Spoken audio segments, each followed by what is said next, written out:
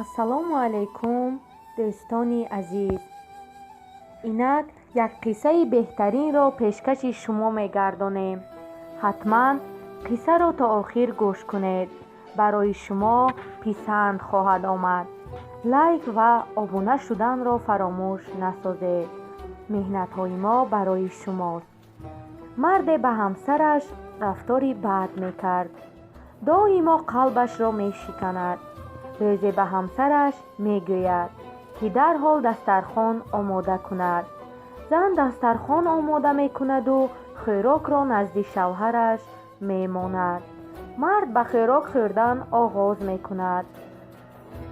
хӯрок бенамак омадааст.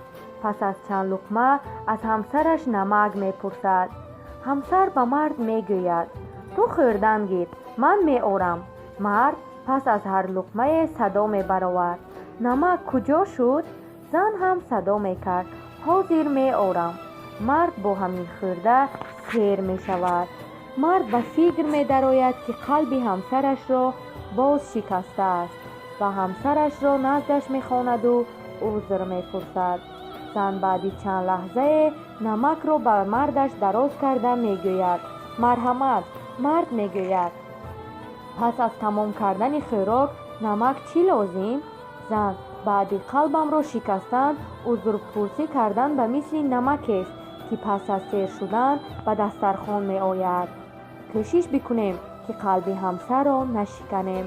қалб муҳаббат аст ва танҳо муҳаббат мехоҳад ва қадрдонӣ мебояд.